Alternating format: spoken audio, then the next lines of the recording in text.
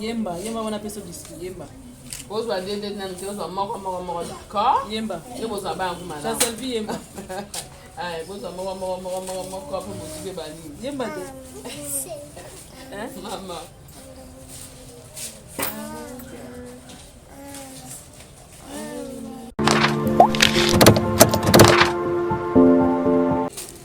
On a carrément, on est orphelin depuis au moins on a dit ça.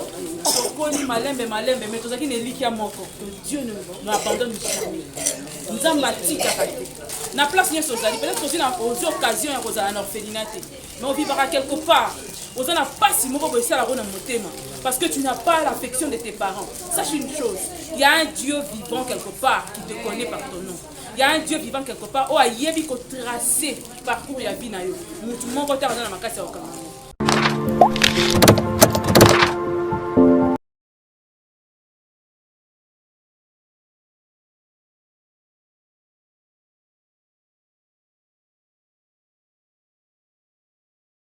Une dame qui est carrément ma maman. À l'époque 2000 nini combien 2002. Pendant que je me cherchais dans la vie, moi je suis banda, je suis famille, je suis papa et maman, je suis banda. Je suis vendre l'église moro. Bakanga on dokite. Bakanga te. Ozanga, oratango. Orphelin nyos na kisho za nendo. Donc on a posé la question là pour la plupart des gens sont pas qui vont libanda les arabes bakanga ke bakanga. Mais quand on regarde pas nando directement te. Mais pas comment. D'ailleurs biso que non ningozana okoli. Mais kokola wana bana na ye ba parents na yo. Mais ye pona ya supposer que yo okoli. Pose ina pe ozaki wa ko se pe na 15 ans. Tenga pembe te? C'est ça. De le naza pembe te naza chocolat depuis na bota mana na ka bon. Na pe na intention ko ma pembe te. Voilà, donc continuez. Na ye peut-être pour la nuit. Et c'est comme ça que na ye ko senga pas ba sœur moi église na biso. Pendant que j'étais en train de marcher d'ailleurs la nuit au ba misa nga na ndako. Je vous dis que ba chege mo balanda nga nzela. Balanda parce qu'on m'avait mis dehors à 23h ba zimbi na bango balia. Heureusement que dans la personne nga makasa okima mbango. Na ye ko se réfugier dans l'église moko. Dans l'église comme permanence c'est ça moko et que ba frère déjà bazalaki, moi sœur ya revendre des athées, ne ba singa singa sœur moko ya église azaki juste en face na bombanga. Nda bani bombanga. Balamuka na ntongo mo ebika ozala mutabato. Sœur on est là. Te sœur wana nde wa bombinga nana. Après ba sœur wana balamuka na ntongo ba bisinga que non na bosanaki il faut peut-être na beta lisolo bolimbisanga. Au moins sœur aussi bande hygiénique. Papier balongola na kataka pona kotika col wana. Babi na bosananga likola mesa. C'est que nana loka. Bacha ina dibanda. Voilà la maman qui m'a aidé. Généralement. En papier, on a juste en vélo. On a bossé par hasard. On a dit que non. C'est qu'on est local. Si on a une classe, on a zone. Kindika babengane ke nanda ba boti yango vraiment bamona kuna te baboti te baboti na ba kufa ba récupérer tout ba famille bon bango ba yebisa ngai directement te ke ndoki et tout ça o bakanga ndoki eza petite on nga akoleka awa pembe omoni wana pe baloba na ye nga batikala koloba na ngai te il faut qu'on soit sincère hein so mutu aloba na ye koloba na ngai directement te mais c'est cette dame qui m'avait hébergé azui biloko na nga bombeni ngai pa na ye ayebisi nga maman cherche toi bon c'est maintenant ne se koninga oyo koza biloko na donc nga linga ba bien fait que n'est pas maté voilà pourquoi elle est là mais elle est là et pa moninga pena kindende pena ti c'est tout ce que je voulais dire pour aujourd'hui to bandi wana et ba témoignage ekoya tina suka là vraiment la soirée je vais vous raconter tout bon vraiment tout ma so pena kolela pour ça normal oui ça normal c'est on dit seulement accent baba merci c'est on a biso déjà kolela na la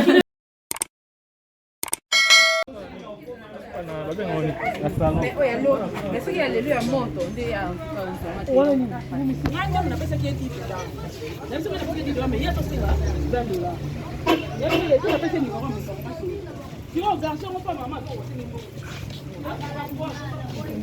madame Miss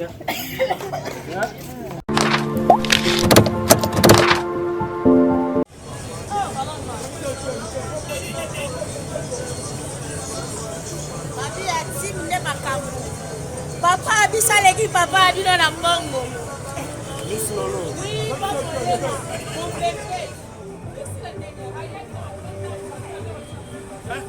So komi na tempo bakimbango. Ota. Babi tout blanc. Ça va inda le soir na village d'Antoti là. Pembe babi blink blink comme Jibé Fiana papa chéri motopamba. Babi boss na biso aleki abino na mbongo. Yoko. Okoka tim papi ya be moko bien moko ndiali akana basalitika moko seyo papa tim papi ya be songa mbeli babeta likofi te papa awa toyota bana awa bonjour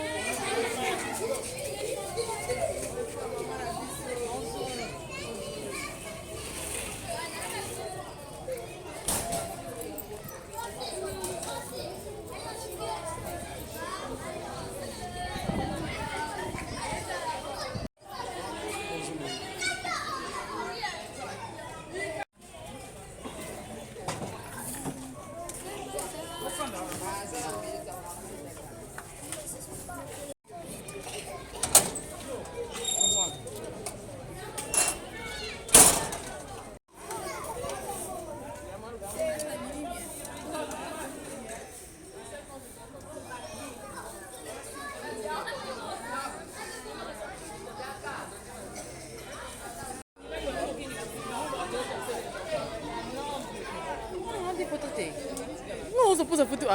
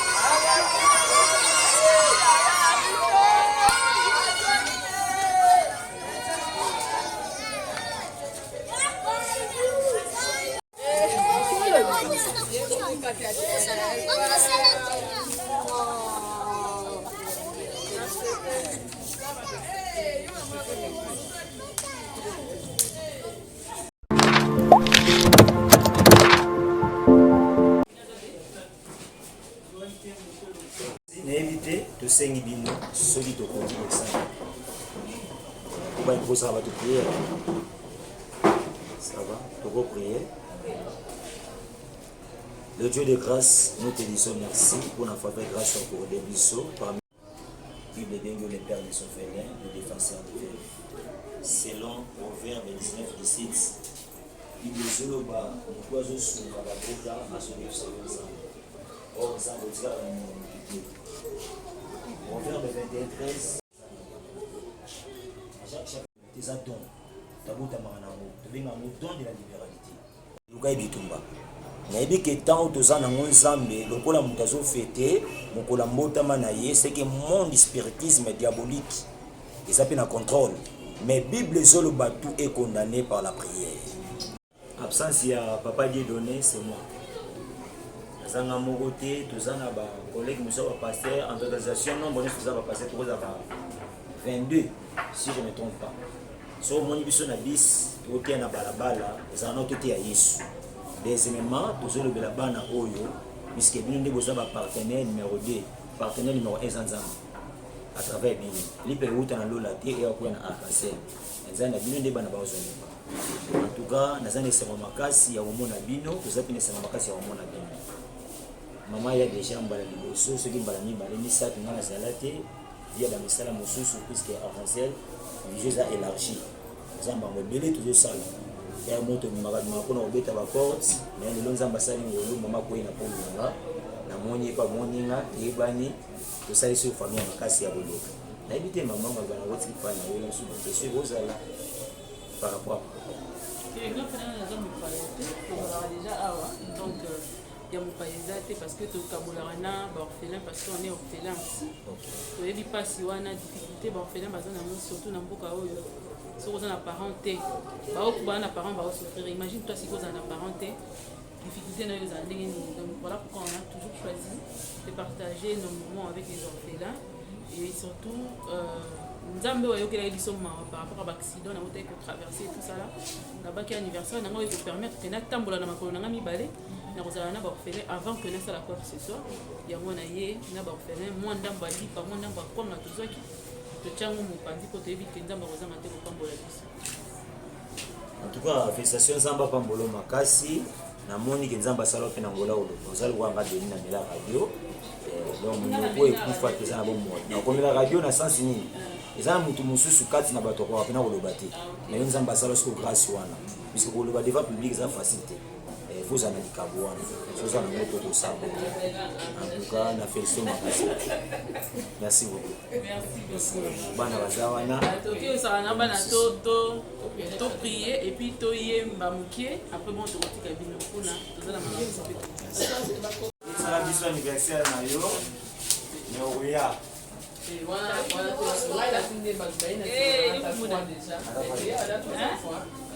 Amen. Amen.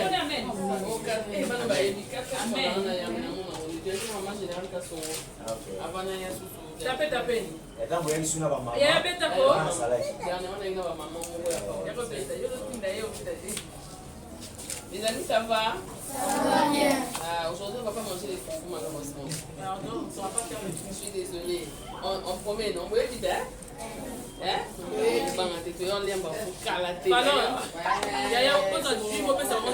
Mais jus ezali, biscuit ezali, moi chips ezali, d'accord? Ça va y la bino apoboye la force.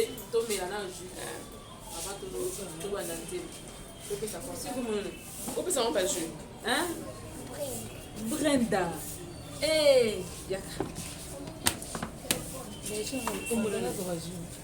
mama yango hein? Jean Sylvie. Yo boy yimba. Jean Sylvie. Yemba na nzembo ni yemba. Yemba wana peso disque yemba. Bozo wa dede na ntezo moko d'accord? Yemba. Yo bozo ba nguma Jean Sylvie yemba. Ai bozo moko hapo muzike bani. Yemba te. Hein? Mama.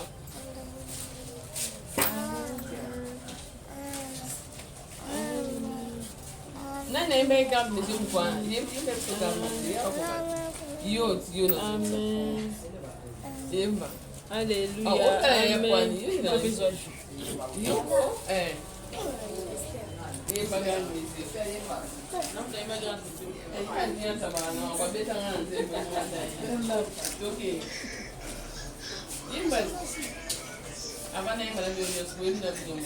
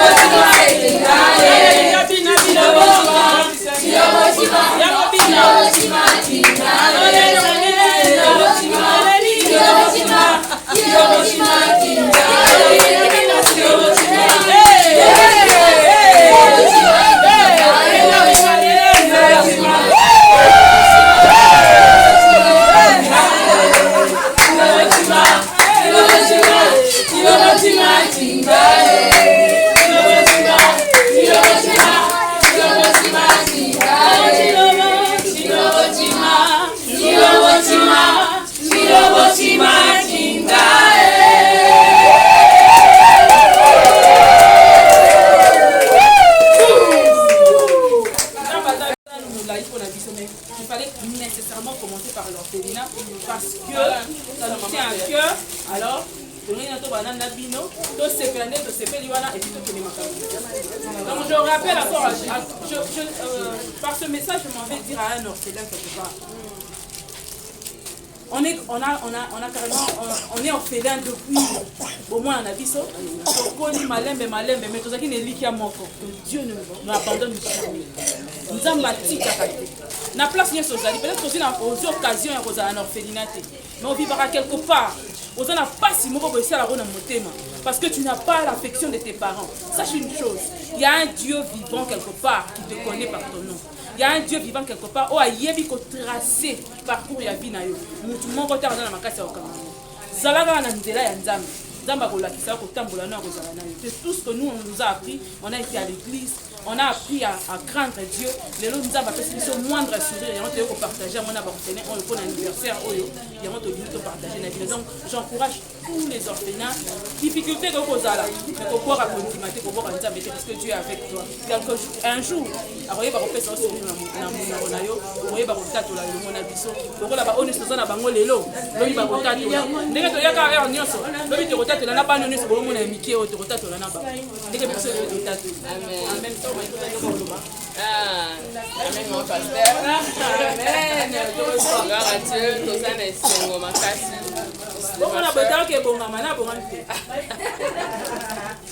Comme je dis souvent, si on est là à Lobaka, on a été vraiment à la rue. 100 personnes m'ont quitté. Maintenant, je vais traverser l'océan. Et celle qui est pour nous,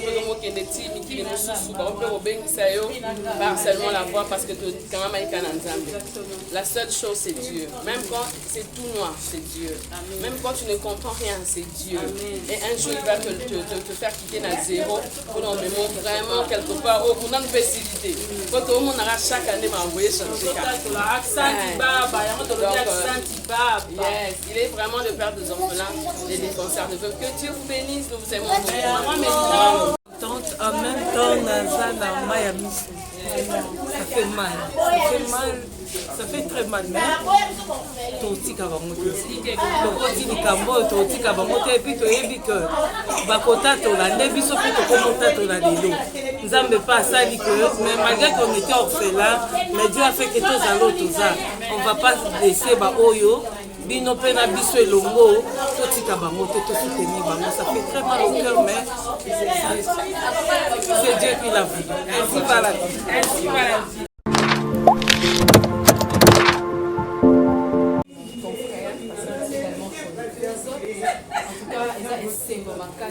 C'est ma toute première fois de venir à un orphelinat pour mon abana, ou la papa, pour la maman. En tout cas, je remercie le Seigneur pour la privilège, pour l'opportunité. Également, pour la question de Zambé, pour la question de Raïmouki, ma orientation, la conférence par orphelin, voilà par orpheline. En tout cas, la question de Zambé, merci parce que pour n'a pas des opportunités, la liée, présence la biso awa et c'est ici bango présence la biso awa ils ont ici bango moi sourire au bas en tout cas ensemble avec Mirai qui va être le kaka ensemble c'est pas donc ça n'ira bien parce que c'est ma première fois je le dis de venir pour les rendre visite aux orphelins c'est pour cela en tout cas je dis un grand merci à ma sœur à son Dieu nous avons apprécié orientation à profiter parce que ça va te beleke mutu musto préféré boki ko sepela baba boki kapela mayi alobi non azino likanisi yango ya ko fêter na ba orphelin. En tout cas, c'est une idée vraiment louable, une idée à féliciter, une idée vraiment à motiver les choses pour que tous ceux qui passent dans l'initiative, voilà, va continuer pour ça avec un petit rien, pour que ceux qui s'appellent orphelin, avec un petit rien, pour que les zones qui s'enseignent, la moitié, mais à moins d'un euro, à pour ça, enseignent la moitié, voilà.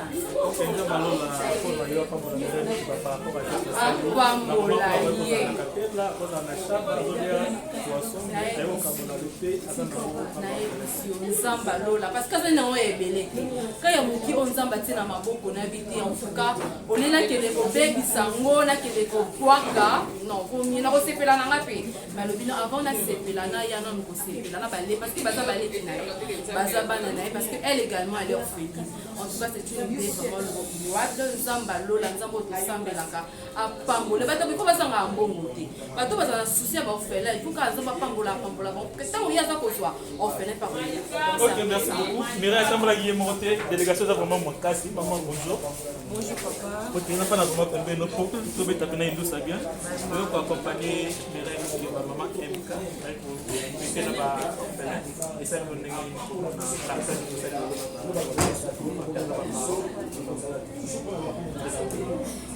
Bon, les gestes pour moi, il y a bien, il faut encourager, il faut apprécier. Parce que la Bible dit que tout a fait sur la déficit.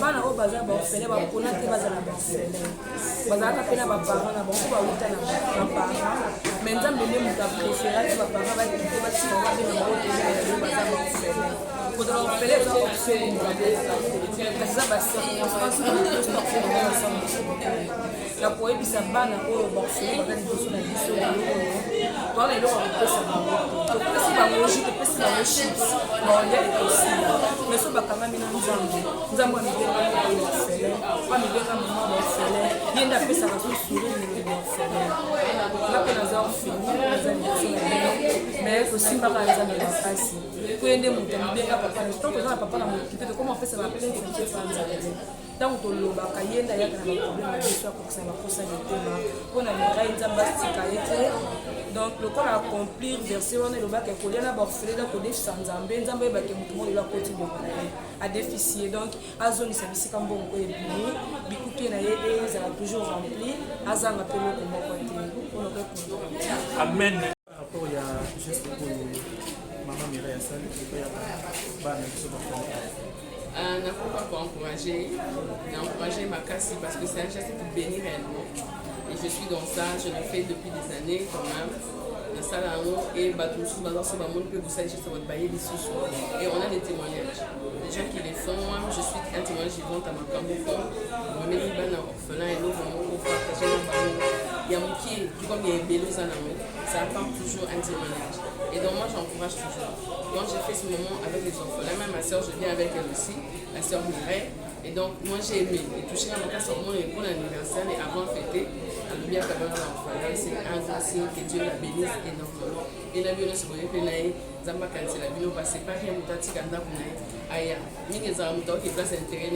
Mais avec ça, tu es des là-bas moins intérêt. Donc ça bénit énormément. La retenir le mobile au salon. Oui, parce que il est pour ça que nous sommes là parce que vraiment la vidéo pour partager qui n'a pas connu pour ça vraiment par rapport à oui que nous nous partager n'a pas plus que bien. Oui, sincèrement moi je le fais parce que moi-même je suis orpheline. On a se converti. Après la mort de mes parents, maman a fait 9 ans et demi, papa j'avais presque 12 ans. Après quelques années, 3 ans, on a rencontré Jésus, j'ai fait presque 15 ans dehors. On a la place fixe à Rwanda. On a traversé plus de 30 maisons, on est là, on te chasse aujourd'hui, on te chasse là-bas. Et ça, ce sont les enseignements. J'ai su comprendre la douleur, le poids. Ni t'étais dur, fait Naza ou Naza. Non, on m'a péché, non, on m'a prostitué. J'avais personne derrière moi, mais je l'avais que Dieu, heureusement. On a le ventre, il a coutané, il a coutané. À ça, là, à Boumé, on a Zara, bébé, naï. Et enseignement dans des salons que tant on a commis dans ma pour ça, il a à travers ma voix, il commence à toucher plusieurs nations parce qu'il avait promis. On a comment appeler ceux qui n'a vu, la bande pour seul, n'a pas intéressé dans mon côté à l'hypothèse, dans ça, dans le sanatorium, seul, il pas pour la ma casse, on habité, n'a vu, et là, on a les cabana, et bateau, on a photo, mais pourquoi tu ne dis pas? On veut aussi être béni. Pourquoi tu veux être béni seul? Et c'est depuis que j'ai des gens aux États-Unis qui soutiennent en Europe. Il y a des gens qui appellent d'eux-mêmes. Et on a des gens qui pas du tout. Ceux qui ont mais la salle de la photo, peut-être partager sur l'idée. Moi, j'ai fait des vidéos pour informer aux gens. Et moi, on a réagi. Il y a même des gens qui viennent ici, où on a fait dans les cas, sans quand même pour tout le monde. Mon a Facebook, mon a WhatsApp, mon a numéro. La fois passée, même si maman Maïka, que Dieu vous bénisse, on a reçu des gens ici à cause de votre nom, quand vous êtes passé. Donc, vous dites que ce sont des intérêts personnels. Donc, ça, on a des mots pour gagner sur les gens, on a les gens vont partager. Pour moi, on a continué parce qu'ils savent comment c'est chaleureux, on chante. Non, il y a un peu de temps, non. Je viens marcher maintenant parce que je connais c'est quoi être un orphelin, c'est quoi être dehors. Et vous avez un amour. Donc, nous avons un projet, je crois, ma soeur va vous contacter, de grands projets pour les orphelins. On verra que ce n'est pas pour intérêt, pas pour le matérialisme, c'est vraiment pour leur donner un sourire, la joie et aussi pour pas savoir qu'on va se relever. Il y a un Dieu aussi. Une minute, pourquoi est-ce que tu vas avoir la mission à une minute?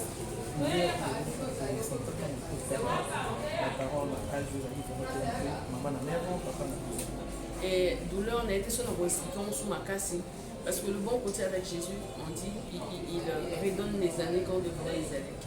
Il te redonne le sourire. Des fois, d'écrire, ça devient compliqué, mais dans l'idée que dans un endroit où on va encourager, relève-toi. Dans un endroit, un regard qui te dit, ça va encore aller. Des fois, je n'avais pas de sourire de joie. Des fois, j'avais une année au monde dans la table de 2 ans. Dans une place où elle a raté, des années de pleurs pour vous voir chaque nuit, autant que ça m'a arrivé. Vous voyez, dans son de douleur, je ne sais pas très bien décrire, mais c'est très dur en fait. C'est très dur de vivre comme un orphelin et les personnes n'arrivent pas à bien dans la famille. Hein. Donc tu es dehors. Combien de fois? Moi je me rappelle une fois, j'ai failli mourir à cause de blessure intérieure. J'étais fatiguée d'être blessée, la salle à crise, la perte de connaissance, titan. Vous ne pouvez pas faire ça avec moi, mais je me rappelle l'hôpital dans un bon. Vous imaginez des situations comme ça. Donc, les gens de douleur, moi, c'est pas des cris.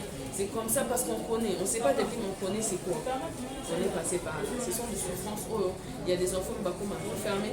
On se sort au matin. Voyons, on se sort au coma. On se sort au coma. Je pense que c'est dégueulasse. On a dit, ah, tu dis, on va faire ça. Mais par la grâce de Dieu, on a la force. On a fait il y a une opération de nous pour remonter. Donc la douleur c'est vraiment très grande. Ce qu'on a dans le dos, c'est ce que j'ai été. On commence à la vie. Donc il faut finir un petit mot dans bateau l'autre garçon dans le moment et nous on a des beaux choses pour connaître Jésus. Ma force n'a rien. Si je n'avais pas Jésus pour moi, je ne sais pas ce que je savais devenir. D'ailleurs, ça va tout va me dire non, tu as fait l'université. Et là je dis sans orgueil. Quand tu parles sans bonheur, j'ai dit, j'ai jamais fait l'université, j'ai appris avec le Seigneur. J'ai appris à demander au Saint-Esprit, apprends-moi à parler, apprends-moi à faire quelque chose. Même à voir. Autant à l'école musicale, j'ai jamais fait l'école musicale. Je chante avec la présence de Dieu. Donc, la première des choses, avant d'aller salabo, elle bosso, yarana yesu. Yenda rosa vina, après ça on couleur aussi. Avant comme je suis ministre alors que tu es orphelin. Avant d'aller sur la PDG. Là, moi, je suis mariée à une personne qui n'est pas à un homme qui n'est pas seulement licencié, mais là, il a son diplôme de comment on appelle. Après licence, c'est quoi? Master. Et si Dieu permet, il deviendra docteur. Vous voyez, c'est ce que Dieu peut faire. Donc, na yesu ba, so voyez na yesu nous va dire bosso, nous va affecter avec nous sur l'indénacement. Et crois-moi, tu vas pas régler. Ok, merci beaucoup. Merci. Je préférais qu'il pour l'anniversaire au salon c'est que là pour partager la motivation n'est pas tout à fait tout le monde a battu l'anniversaire à oublier mon capel à oublier mon chab mais l'anniversaire non en premier lieu pour partager la orphelin. En premier lieu pour partager la orphelin pourquoi parce que nous avons un orphelin na bi ba bonne année ebele oyo nga nazanga elamba kolata nazanga eloko kolia na vanda pe libanda. Donc, les circonstances que je vais à chaque fois que je veux fêter, je veux m'exploser. Parce que ceux qui n'ont pas mon IP, parce que moi, je vais prêter attention à l'IP. Pour que ça mette à 50 francs qui sont en classe et tout ça là, il y a un petit dans il y a aussi certaines personnes, certains orphelins quelque part, où on peut dans la même situation que moi, qui n'a force à l'époque. Je n'avais pas de force, je n'avais personne. Donc, les gens qui parlent c'est ce qui me pousse vraiment sincèrement à regarder à vous ceux qui n'ont pas moindre vélo et puis pour la personne on a aussi la bonne c'est il faut vraiment baler à taper à taper la journée moi quand on y balai et puis après on a fait et quand on s'en la voit en retour quand ça arrive zanda ça la plus parce que vous cabano tout ça la parce que yo pour aux orphelins. Nga liboso na sala yango parce que d'abord na comprendre parce que c'est parce qu'on a passé par wana et de deux Dieu je sais que sa parole il est fidèle à sa parole et puis que à l'objet de voir aller na kumenga ba veuve au pambola donc parmi le konza pasala ce qu'on ça autant na volonté ya nzambe na kata liloba na maka automatiquement bénéficier la automatiquement ça na on peut ce qui ndenge attention na zéro lelo te na bi na ozonga. Donc quand ndenge motanza masaki prière alors avec celui qui pourrait qui partage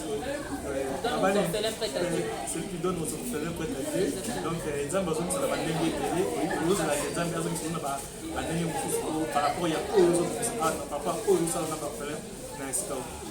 C'est vrai que nzamba azo qui sera nécessairement pour yo pesa liberté sur liberté mais nzamba azo ça na ba manière idéale attention azo qui sera pas na ngata pa ba ata papa na nanga ata papa koko na ngai na yebi que nzambe mokili ko mabe na kozongisela ngai nzambe kozongisela ngai naso sila ata pa na papa koko na ngai pe pas nécessairement ka pa na ngai pa na ngamba kosala parce que toza pesika na ba projet pour accompagner à orphelinat et ainsi de suite et si que nous voulons encore plus on va encore faire plus on va pas koya ko peindre awa ko tchaba meto asika bana bala na ba conditions si j'ai de l'argent je peux le faire Donc c'est ce que j'attends. Maman Mireille Balbaka, moto à la Lanzande, aïba pour bête le solange à la malam. Est-ce que vous bête le solange à moment où les Kisakaya, pendant que tu travailles, c'était à quel moment, puis ils allaient à Ménédé? Moi j'ai perdu le temps encore un enfant à l'école primaire. Ils avaient c'était compliqué, dans une sabine compliquée. Oui, sur l'ali, aux ans d'espoir, oui, mais sur une lobby tombe aux années. Je sais même pas ce qu'il y a. Je veux t'étonner pour te dire qu'un jour, on se retrouva dans Kimoni, dans 22h. Dans la place à Okendete. Oui, à Bandal. Oui, à Bandal. Dans rond-point, dans Télémi, dans Zone de la Naoui, place à Okendete. Dans Bengi Oyo. Ah, Bana Yawana Panamai. Na benga wana kuna te pa na ngai te na tellement na katikati ya kimbono na yebi place na okendeke. Dieu est tellement Dieu. Na pesi Solange olela moto camarade moto kabona kana ekala abetinga na vipe mire na oluka na bisi ozoluka ngai na suis sachant que naza yebi na place ya okendeke. Doso na puta ina na diembeli ayebisi ngai toza na fête ya na biso walinga ko mingi wana zo a sa fête anniversaire na kena fête anniversaire pendant na ne lamba te na sapati te na ne lote na kena pas Solange de la police na komi na bomika na sima na zela di lamba te fona zonga ipena sika te tozo no tali moko wala ke di lamba na ta di lamba camarade na mana Solange de baisi na campagne actuellement na pesi mo te sanga mama ole la papa ole la mote soki basaka ka vivant dans ma pesa a pas mo la mote na kena na kati ya fête wana olala ti to la muka lobi nango na tongo ba kipanga pe tellement bien parce que papa mando nganga mingi. Donc il parle tellement bien que dans le temps où on a mis pour bêta massée. Dès la bataille, c'est le bébé qui m'a donné la place au lac. Lié à l'élu la place. Vous comprenez? Quand on a besoin d'un gars, on a besoin d'un pantalon biso. Moi c'est pas maman maleki. To pantalon Congo. Ozana mbongo te aboye parce qu'il y a kuna zala wapi. Oh kuna zala ndenge nini. On a 200 pour cette crédit, on a 35. 200 francs. Yo beta na 50, yo kena 200 ndenge bana na 50. Vous comprenez? On a un pantalon, on a un taxi, pantalon, on a commandé dans le pantalon. On a un énorme saut là, on a commandé qui passe, on a un quitté. Mais amenez-nous un morceau à zone la pantalon. Exactement. Vous avez il y a un moment où on a passé, ça a été. Nous n'avons pas l'excès à la bouche, nous avons un certain moment de la vie. Nous avons l'excès à la kozanga, na kozoa. Vous comprenez? Alors, on a passé, nous avons un tango. Pouf! Nous avons un tuka, nous avons un ici à la fin, je suis dit à Dieu, Seigneur, tout est vanité. Si jeune, à Pamolinga, bang, mon bon, à ceux qui 19 ans, ceux qui a dit, oui, bien, vous sommes à l'opéra, oui, si on a mis sur place la télé, et nous, les banques, ça maison. Je veux lutter pour les enfants. Nous avons tout le monde qui est simple.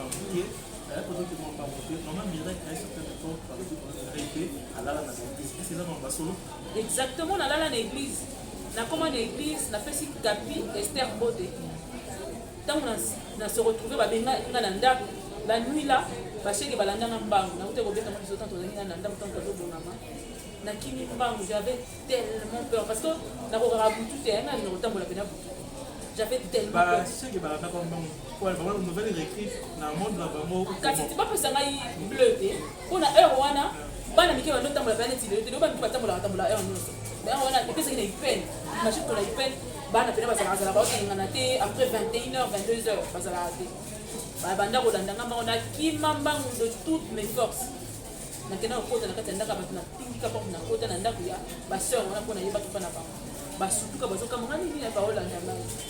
Ba sœur wana ba pana mama yebika to kobomba mutu azali ya yote moko lebeya. Ba trelanga ikaka o tiki papier na mesa nde ba bimisa ngai.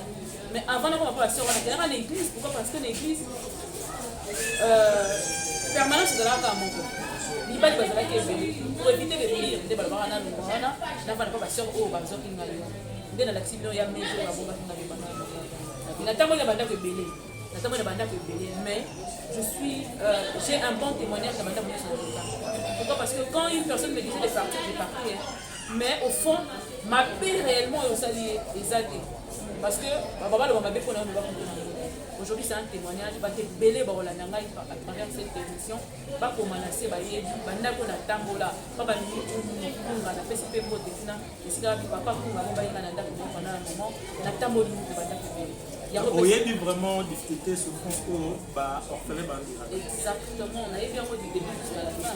On a nayebi yango naza na baleki mosusu nalamuki baleki na ngai ntango ngai na komi kozwa mwa 50 francs nangai kotala leki na ngai bayebisanga ke mwana wana baobeta wana libanda aleki na yo bakangeni nati lelo na alimu te biso mpe baloba na nsima mikolo na biso tozalaki makasi mwa koloba mwa ndambo bango bazalaki mike ke yo moto ya papa nga na vana ndambo ya oncle moko imagine toi que papa akufi lelo bazokabola bino batindi opa oncle mwana nomoni ete bando botango oza na affection okomi na ndako na ye bavandisi yo libanda babivanda wana po papa leki aza te mwasi nde azali navandakosala na ndenge navanda wana de 9h ti moto aye kotika nga lembi ate aye kobima na 18h na comprendre déjà que je n'ai plus un père parce que moi mon père m'appelait ma grande fille hein, je suis l'aînée des filles et c'est pour ça na comprendre que ah ici papa aza sur des caprices na tiango na poche na kari caprice na nga na sina seni na tiango na poche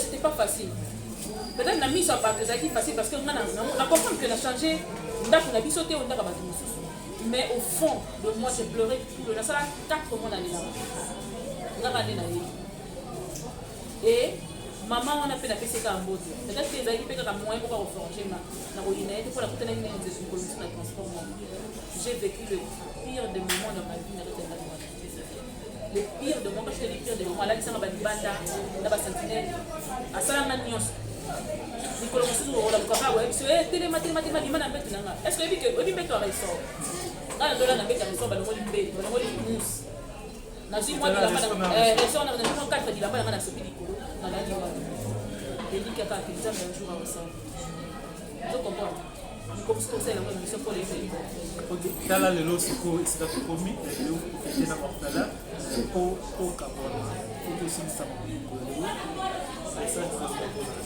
avant tokabwana nga nalobaka sika nyonso nakumbaka soki namoni ka moko edemangeaka nga nalingaka tolobela yango parce que tosalaka mingi sos na koencourage kaka na baorphelin nyonso esika nyonso bazali na situation nyonso koko ozali ezalaka makasi yebaka nzambe akotika yo te me tambolaka na mwa malamu soki otamboli malamu nzambe akotia yo liboko akotika yo jamais akotika te epuis yebaka soki orphelin ata opungi une fois que conscience na oyebi soki ye nabungaki zonga na makolo ya nzambe nzambe atikaka yango nalingi par la même occasion namoni mwana moko pendant que toye awa aza vraiment biso ye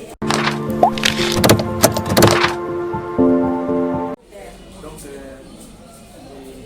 santé vraiment je déranger maman kokosana maman yaka papa kokofandela biseta awa déranger te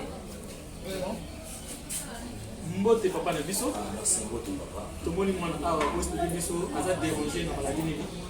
Merci beaucoup Nzambe apambola bino pe apambola soki bomoni grâce ya liboso na bino ya nzela bilili grâce aza mwana oyo tozwi na chemin moko mpe difficile kaka ndenge mama oyo tobeta biso na parcours na ye nde mpe ya grâce ya eleka grâce ya bauti Brazzaville baservive na Kinshasa grâce ya tozwi ye ndenge nini grâce ya tozwi ye bauti Brazzaville na tata na mama na ye baye kovanda na commune ya Selembao na Kinshasa na commune ya Selembao Selembao bango tozolobela Selembao eza na prince te Selembao bango bavandaki eza kota mai ya kalamu bavandaki na ndako anga mokolo moko bakulu na bakoteli papa na mama na bango bakoteli papa na mama na bango baviole mama na miso ya papa bapesalaki ye somo ntango bazoviole mwasi na ye alingi asala intervention bafambeli batiaki na gorge papa akufa sur place baye koboma sikoyo mama na Gracia ntango bakoboma mama na Gracia abandaki mpe mwa kokola ntango alinga ganga bazwi babambie na mire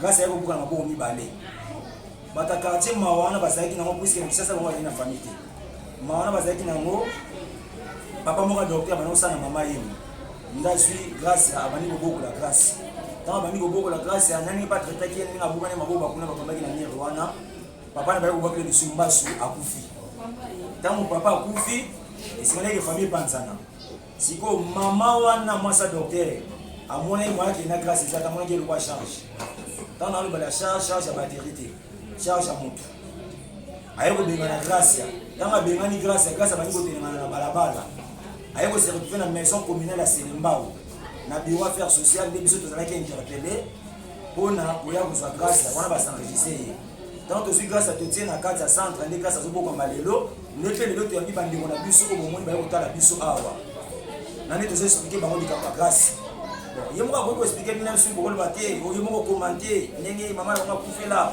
aoloba ngo ye moko azala na histoire wana ayebi yango très bien tokotika ye lelo aloba bongo te parce que azoyoka mpasi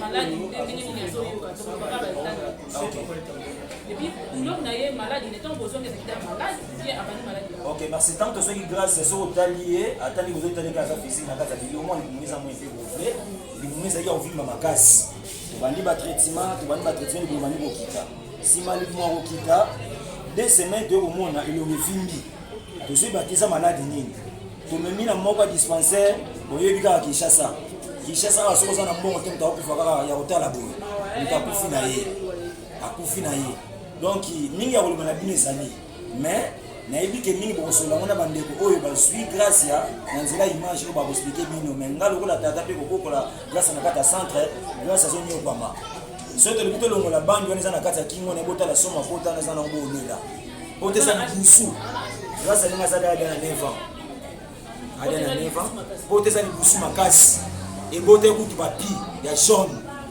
banobimisa bapi ya jaune nde lelo akuti kozwa mwa pansima donc batie tonga mpo oyoka pasi te so batieki tonga pembe na pota te banga kosala pansima te donc ndenge aza wana ezosenga kaka ata suka na niveau ya badispensaire ezosenga fo puta na monene mwana oyo azala soigne nazondimaki soki bosauve ama mwana oyo nzambe akofuta mpe banyonga bitumba na bino po boza nango na bafamile na nzela bamakila nzambe akosaka te oyo alaki akokisaka ngo donc nayebi te bino mo bozomona babilili grâce azonyokwama donc akoka kutu kolia te nazokoka kolia te nayebi te maloba esilaka mpa moto akufi lokwa toza mfili soki maloba esilaka eloko nini okokosenga est ce que oza na mpédition ya kosesele traitement approprié to bato basala nini yo ndenge ozolanda biso bolanda biso le cas qu'est-ce que tu peux demander pour grâce ok merci beaucoup omoni likabo ya kobokola bana eza pete te eza facile te soki opesi mwa 4 bana na 3 oyo oza na bango soki basalanga bakomi 7 ozala na mo bacalcule parce que otala bano baza na bagrese te biso lokoti bao na balabala na français mobengaka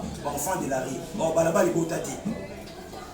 libota te sikoyo na ministre ndenge aza awa aza na moto asunge te donc mwana azoniokama ndako oyo ezolalisa bana oyo eza 4 chambre salon par mois tofutaka yango $300 mpose koza na prince lokoka mokonga biso moko donc soki oyo otali mpe condition opena osepela na yo me banorme mpenza ekoki te puiske makoki eza te likambo mwana toke ezonyokola biso makasi donc tosengi bino batamite ya malamu kokaba eza likambo osambela te eza donc soki bible na biso elobiki loboko epesaka eza loboko eswaka mpona balobela ya chrétien te bamisima bazala bachrétien te mais mpo basunga bato batunaka betata ma bato te la plupart so otali na congo omona bamisima basungaka mpe bafaible bazwa te kotuna betadambi te puisque soki toke na Jacques chapitre 1 verset 27 bible ezolobaki ils sont pires devant notre père eza kobanga nzambe mpe moto azovisite bafaible ta faible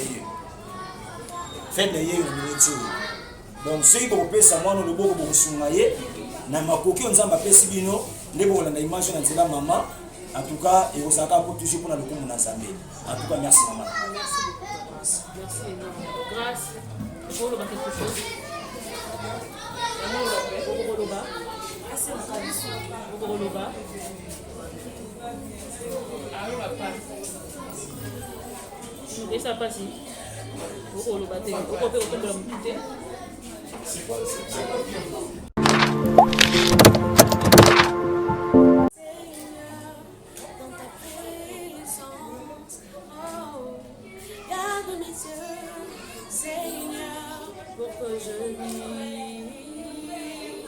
Garde mes yeux pour que je vois tel que tu veux que je voie, pour que je ne sois pas précipité dans l'abîme bas, pour que je ne sois pas précipité dans un feu éternel.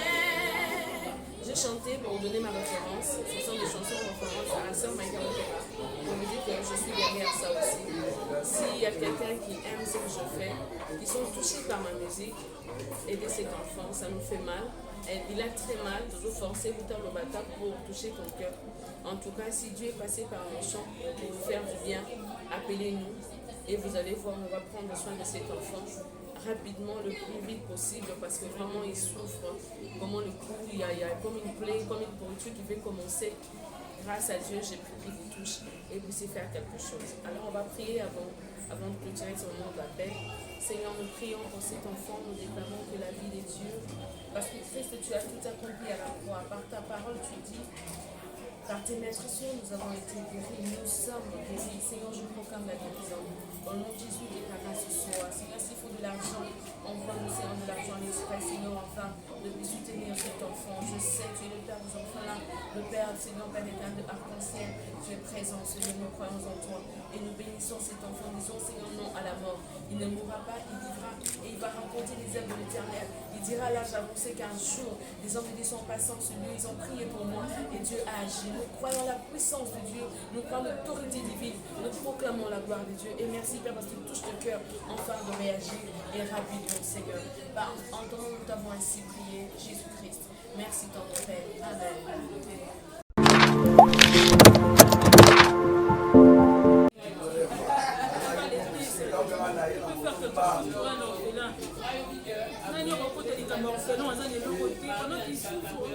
Peut-être qu'on a besoin d'affection aux parents. Peut-être qu'on a besoin d'affection aux mamans, mais elles ne peuvent rien faire. On peut consoler le côté. On peut consoler le côté. Quelque chose s'il vous plaît. J'ai trop mal.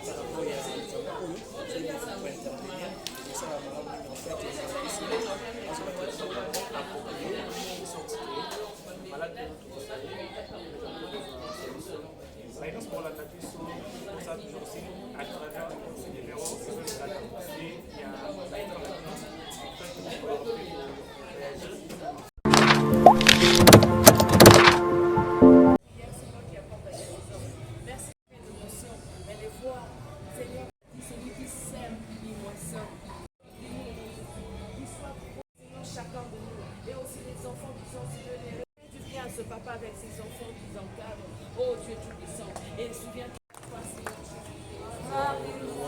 Seigneur Jésus.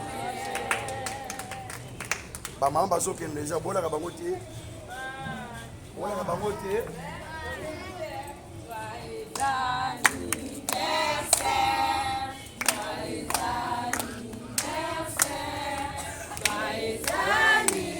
Maman Mireille, Maman Mireille.